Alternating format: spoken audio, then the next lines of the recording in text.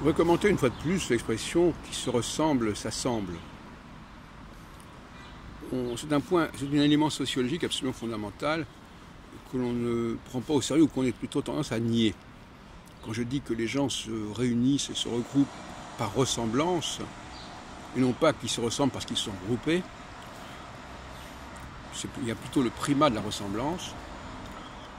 Même quand quelqu'un arrive dans un pays où il ne connaît personne, il va tôt ou tard rejoindre des gens qui lui ressemblent. C'est une évidence, c'est une nécessité, une fatalité. Et par exemple, j'ai fait une étude récemment sur les restaurants, et sans rentrer dans les détails, je dirais que certains restaurants attirent surtout les femmes, et d'autres restaurants attirent surtout les hommes. Et c'est tout à fait étonnant, ce sont des restaurants qui se ressemblent beaucoup, et qui finalement, à un moment donné, ça se passe comme ça. Les gens vont dans les lieux où ils retrouvent des gens qui leur ressemblent.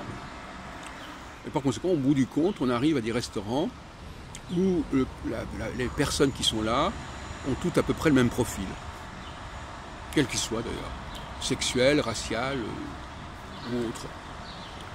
Et je faisais donc la réflexion l'autre jour à quelqu'un qui me disait, mais c'est très curieux, dans ce restaurant-là, 95% des gens sont des hommes, dans tel autre restaurant où je vais, 95% des autres sont des femmes. Et ça, c'est un point fondamental. Ça fait partie d'une sociabilité, des impératifs, des pesanteurs de la sociabilité. On aime bien être avec des gens qui nous ressemblent, par-delà tout ce qu'on peut dire, les différences d'opinion, les différences c'est ce que j'appelle le principe de la lisibilité. C'est-à-dire, quand je suis en face d'un visage, quelqu'un qui me ressemble, et d'ailleurs, entre parenthèses, il peut y avoir aussi le plaisir d'être avec quelqu'un de l'autre sexe. Mais ce qu'il faut, c'est qu'il soit lisible, c'est-à-dire que la personne n'a pas besoin de parler. En fin de compte, en réalité, le rôle de la parole ici est assez secondaire.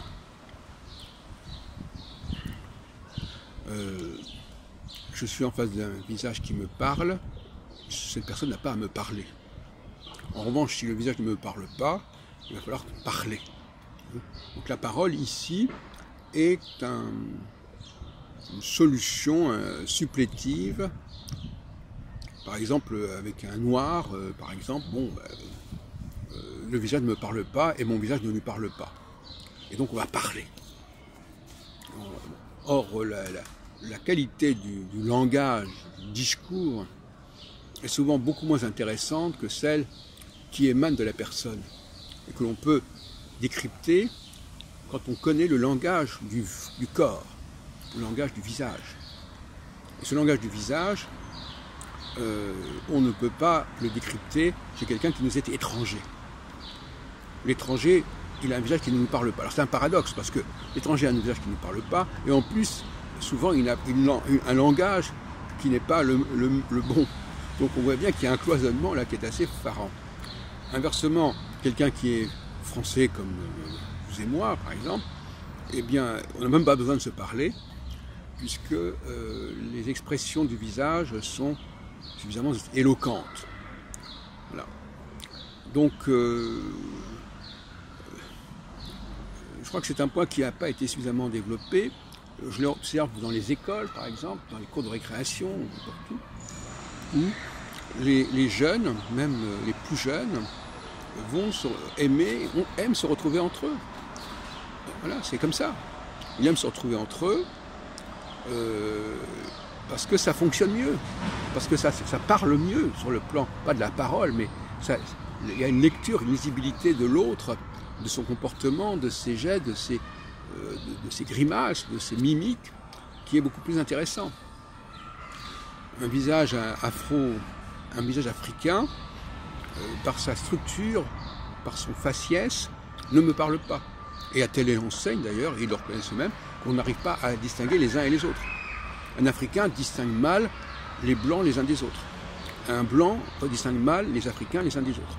Donc voyez-vous, ça pose quand même un problème.